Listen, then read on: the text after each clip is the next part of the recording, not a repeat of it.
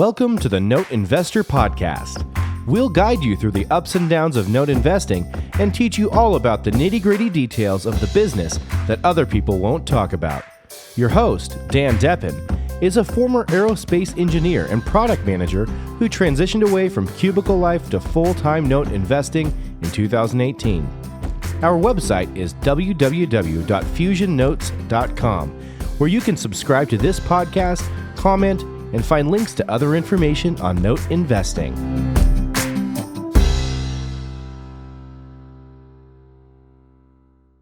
All right, hi everyone. Welcome to the Note Investor Podcast. I'm your host, Dan Deppen, and today I'm joined by Saprina. So, Saprina, how you doing?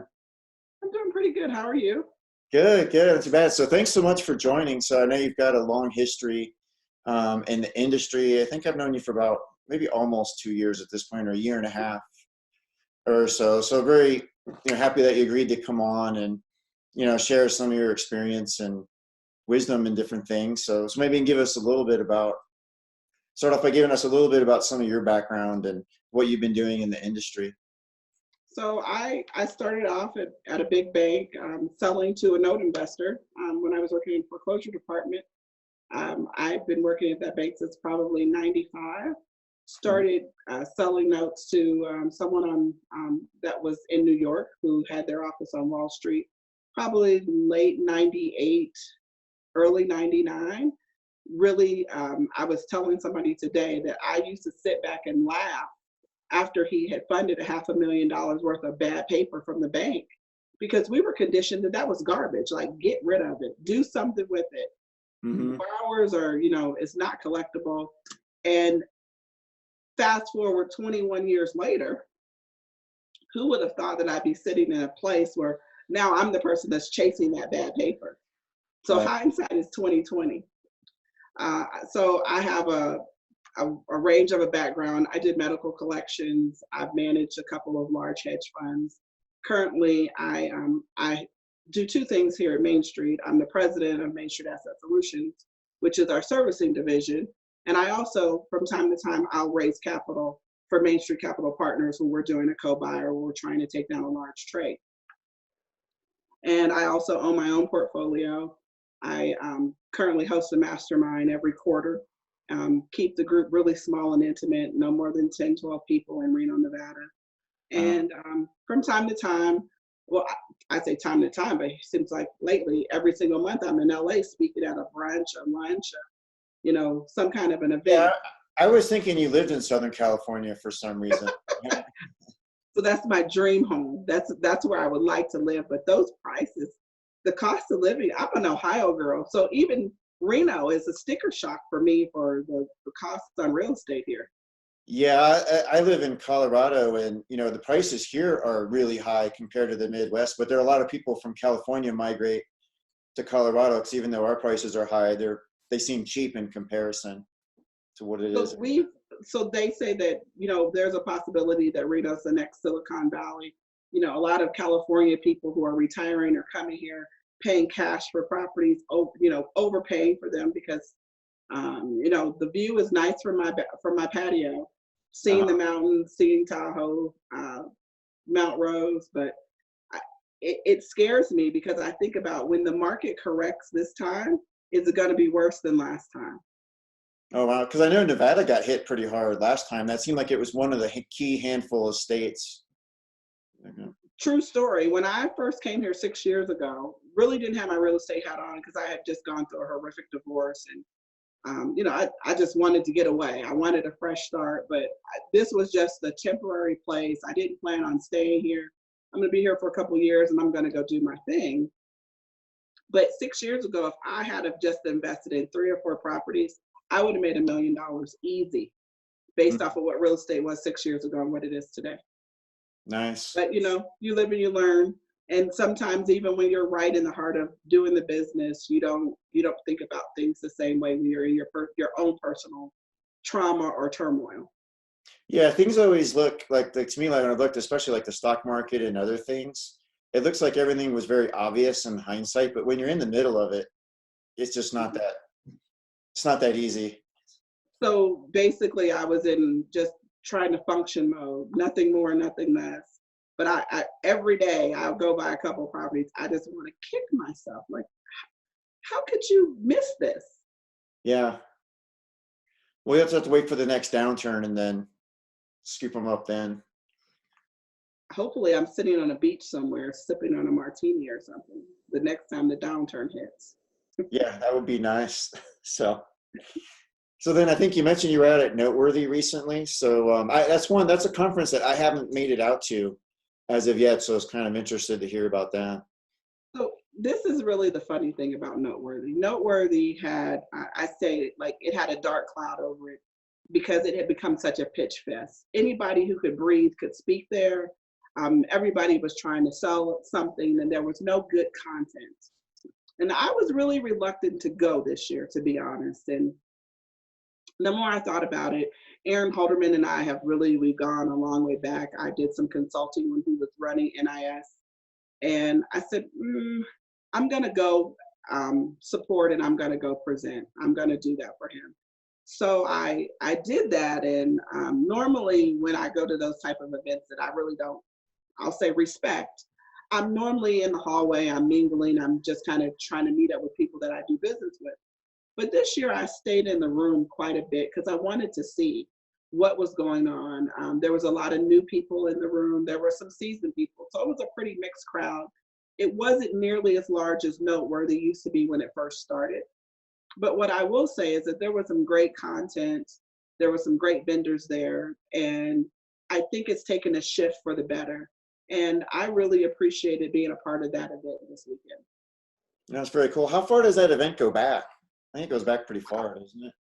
I think, I don't know, don't quote me, but maybe at least 10 years, if not longer, maybe 14, 15 years. Okay. So I don't know quite the age of it, but it was going on when I was out doing some consulting. There was a couple of years, I was like, I have just wasted my money. Are you serious? Yeah. So we went away from not doing a booth. And again, I was very, very reluctant on participating this year, but I did last year. It was so last year, but I just think that it regained its integrity this year. Well, that's good. And was that in California or was that in Nevada? It was in Anaheim. So it used to be in Las Vegas, and then when I won't mention his name, someone got Noteworthy. He moved it to California, and he's no longer really playing in the space he is, but not respected. And then Aaron took it over a few years ago and has really just worked its way back up to, I say, a good event. No, that's good. I know when I go to events, I haven't been to that one, but I was at IMN recently, and I usually do like Note Expo. I find myself there's so many people there. I find myself just talking to everybody, and I don't even get to take in much of the content as well. But so, one of the things that as a presenter, it's even worse because once you present, people just kind of start approaching you, start talking to you. It's like almost an open door policy. So I never wear my speaker's badge until the day I'm speaking. It's just kind of what I've just learned on managing my time. And I have a short fuse sometimes. People who know me know that. But, I'm never mean, never disrespectful. But by nature, I'm an introvert. So I don't really just mingle in the crowd. It takes a lot for me to do that. But once I get comfortable with my crowd, I'll intermingle with them. But I never have my badge on when I'm speaking. Unless it's one of those events, you can't have your badge. If you don't have your badge on, you can't get into the room. Right. But you can always just wear it to get in and then put it away if you need to. And that's what I normally do. Yeah. About how big a turnout did they have at that? There was maybe probably, I would say, I didn't go Thursday, Friday, Saturday. There was at least about 140, 150 people there. But this used to be really a big event, 400 or 500 people there. Yeah. Still has some growing to do, but there were the right people in the room that I think that will share the word that they really got something out of it, made some great connections. And I think it'll grow for next year as well. No, that's good. You plan on doing Paper Source? I think it's like the end of April. I'm debating on that one. I haven't booked anything, so that's the draft of something. I hate sports, but it's the draft of something going on in Vegas. So all the hotels are really high. So if you're planning on taking advantage of the block, you probably should do so sooner than later. Oh, okay. So I might already be too late because we're. No, because I just booked last week. I just Oh, booked. okay. Block was still available. I booked my flight, so I've done that.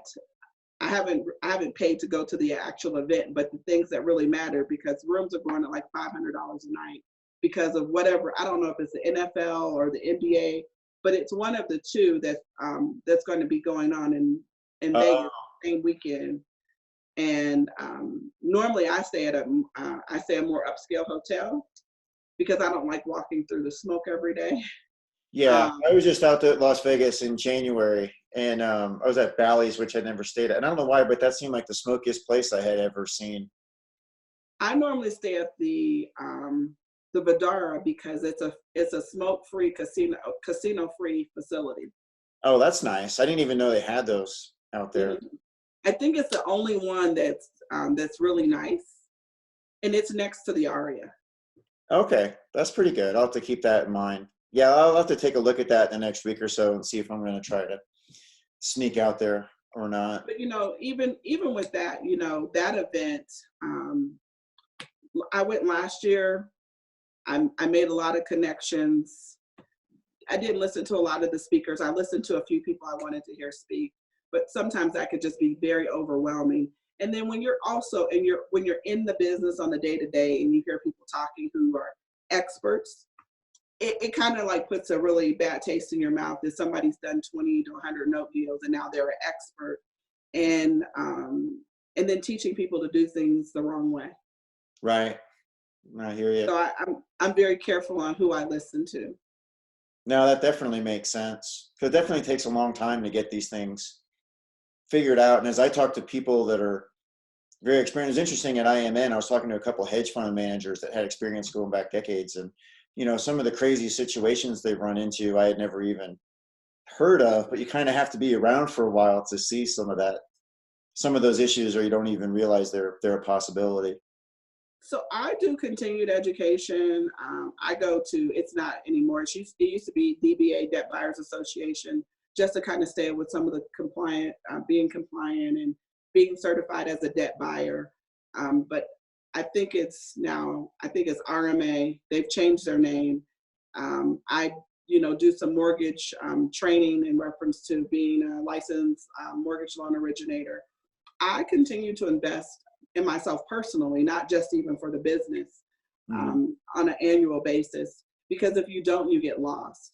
And I can remember someone was asking me something about bankruptcy, the difference between 7, 13, and 11.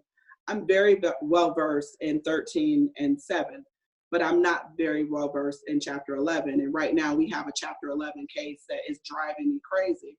Mm-hmm. But I'm not afraid to say I don't know. Because there's just so much to know. There's so much to learn. And I have a pretty good memory, and in doing this every single day, it will carry you. But sometimes you have to get in a book, you have to read, you have to go to the classes just to stay on top of things. Yeah, I mean, for me, I'm often, relying heavily on attorneys. So, and a lot of times people ask me questions on things, mm-hmm. And it's like, well, I don't know, but this is who I call when I need that. So. It's funny you bring up attorneys. So I have a blackball list of attorneys that I don't use anymore, from, overcharging, really tagging fees on, or really not doing what they say they're going to do. I just had an experience. We've had a file with an attorney for a year, mm-hmm. just trying to get the assignments recorded. Now we're at risk of losing the property to the HOA foreclosing because our assignment wasn't recorded. And this is in Kentucky. And so the master commissioner actually allowed the HOA to move forward with foreclosure and not addressing the first lien. Oh, wow.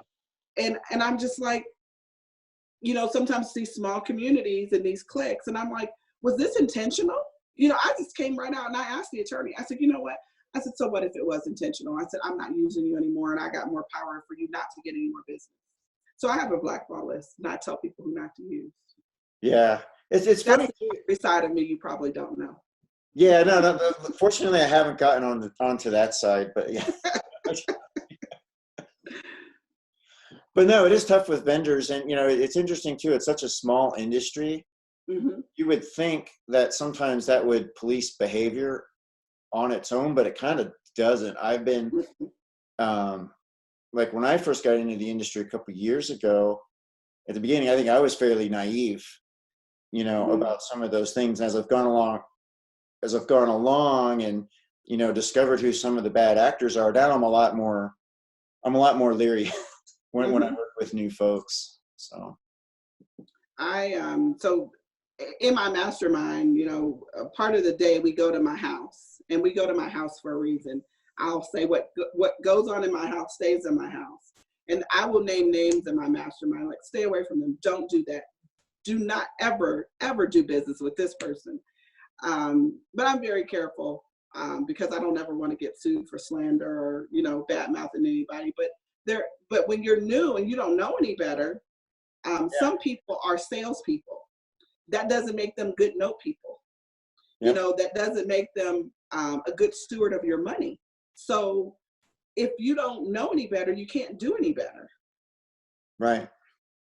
So I'm real big on just really trying to make sure that I protect the new people that come in so they don't get taken advantage of. Because I mean, like, even going back to 2008, I have emails, exchanges back and forth where Susie Berg was my partner in the Art of Notes. It's one of the entities that I own. And she was an attorney. We have emails from investors saying, I just deployed $500,000 to X, and they said that they were deploying it for loans. Can you please help me get my money back? Mm-hmm. And it was even to the point where I had such a good relationship with FCI, I could send over an Exhibit A and like, hey, did you guys board these loans? And they was like, they're not here. They were never here. I mean, it goes back that far. Yeah. Yeah, I know. I've gotten a lot of calls from investors about like one, guru in particular that's had problems. And yeah, those stories are terrible. And there's unfortunately a lot of them. Yeah. I tell people pink is my favorite color, not orange. Pink, yeah, that's always good. Yeah. That wasn't nice. Yeah. One of the other things so I'm kind of like watch the note investor boards on conversations that's going on. So that kind of helps me sometimes come up with a topic for one of my webinars. So sometimes I'll do a webinar with the Revival Brothers, who has a great software. They analyze notes and kind of give you exit strategies. Mm-hmm. And then also Leaders of Integrity. We also have a webinar, and I'm a part of Leaders of Integrity in the note space. And I have been watching the groups on Facebook. And one of the things that I've been seeing lately is like corporate advances and not being able to put them on accounts and why you're not able to put them on accounts. And I think a lot of the investors aren't really understanding the restrictions on us charging things to borrowers without having the proper paperwork to back it up or actually taking the proper steps before we actually add those charges onto a loan.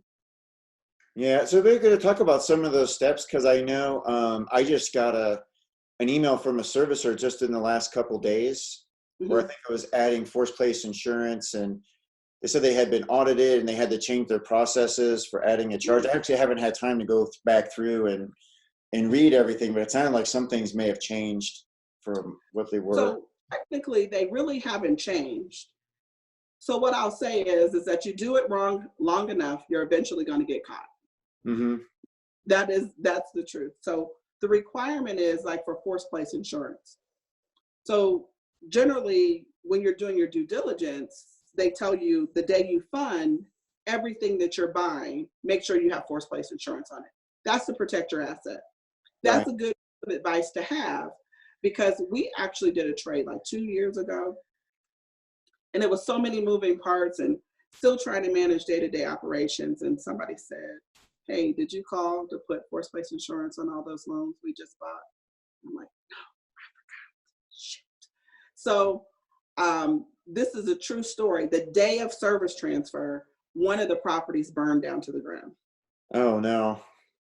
And it was like a $70,000 investment. I couldn't return it to the seller. And it was It was the day of service transfer. I don't even think, it wasn't the day of funding, it was the day of service transfer. So I was like, hey, did you guys still have forced place insurance on this loan?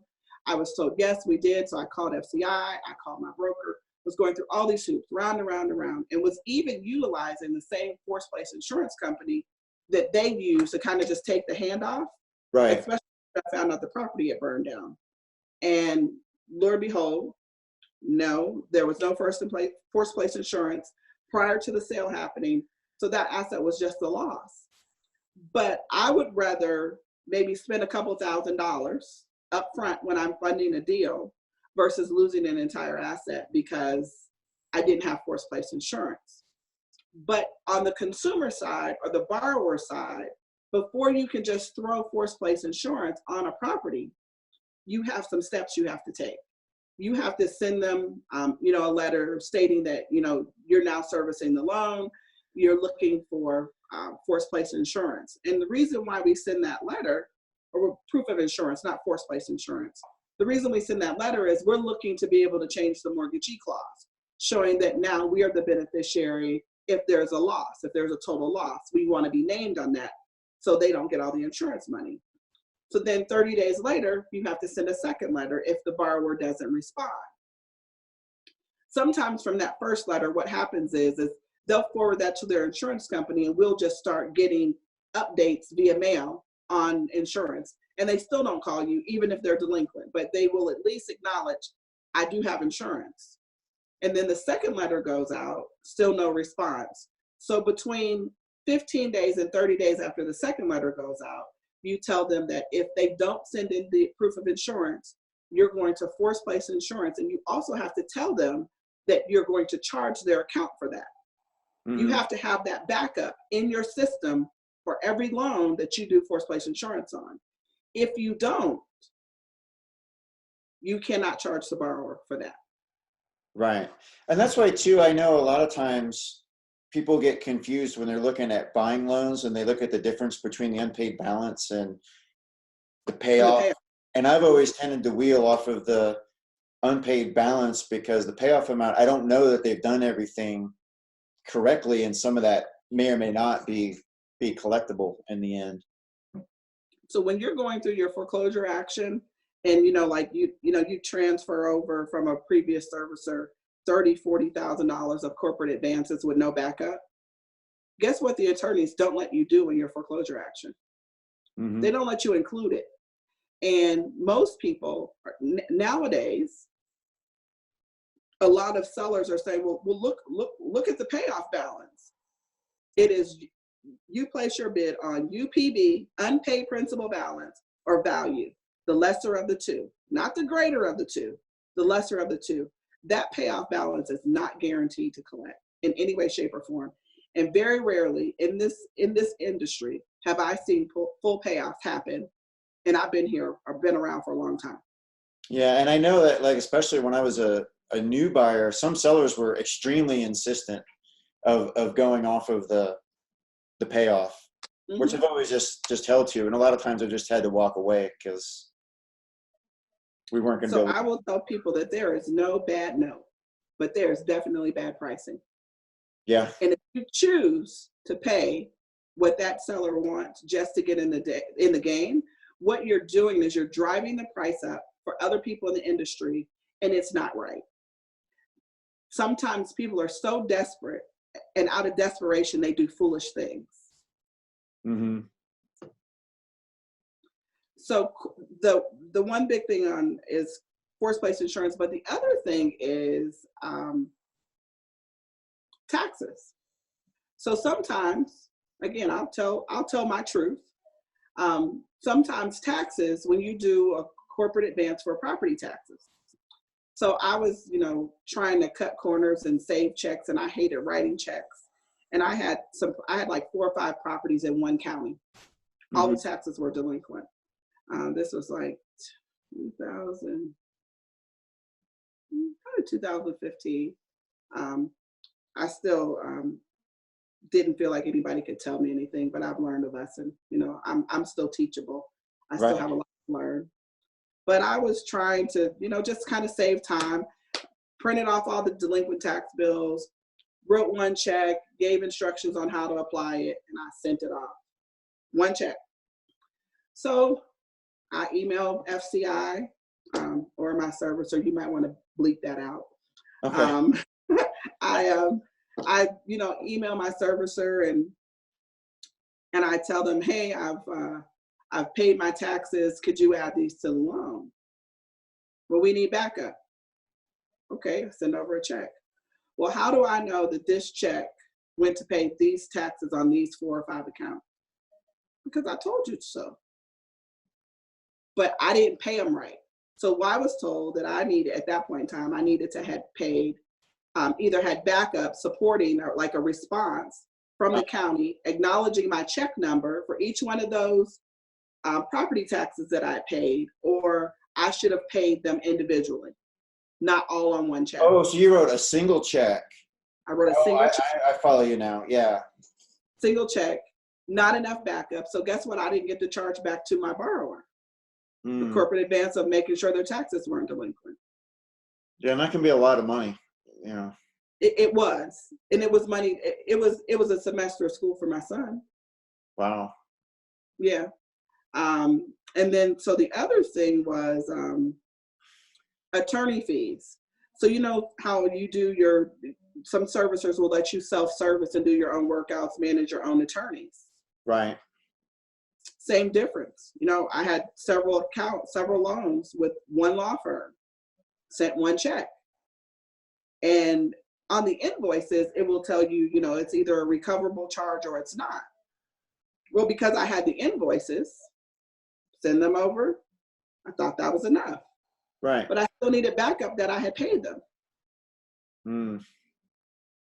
So when you're self-servicing, or you're doing your own workouts, or you're doing your own loss mitigation, your own asset management, whatever you want to call it, you need to make sure that the servicer is going to accept your form of payment, or if the servicer is willing to do so, they need to maybe they make the payment for you. They make the corporate advance, so they know that it's done, and then they'll put it back on the account.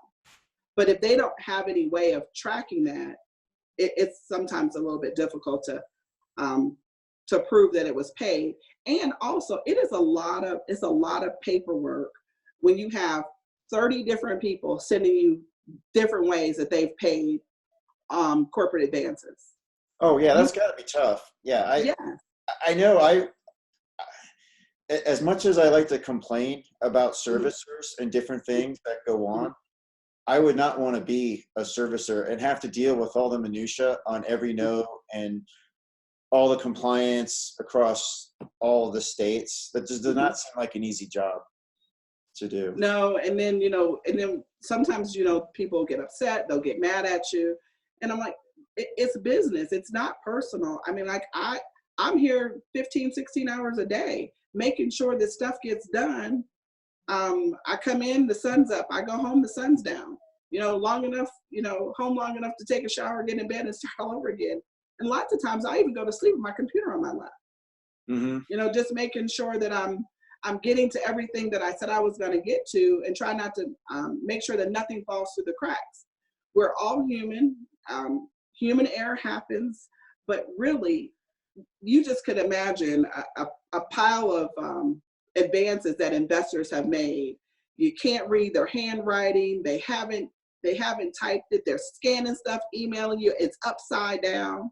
I'm like, you need a full-time person just to manage the paper that's coming in from all different angles. I'm curious, like, what kind of systems you guys use to keep all that straight. Like, I know for my business, like, I have a CRM that I use, and over time I've kind of tweaked the way I do, because to your point, it's really hard to keep things from falling through the cracks. To me, that's like the big name of the game in the business. So we process all of our mail every single day. Mail that comes in paper-wise, we scan it, it's loaded into a system, it's attached electronically to each individual file, so to each individual note, whatever that is, it's attached. Then if there's a step that it needs to be added into, we use the mortgage office. There's somebody that manually puts that information in, If there's a charge, same thing. But everything is actually reviewed by a person before it's actually attached.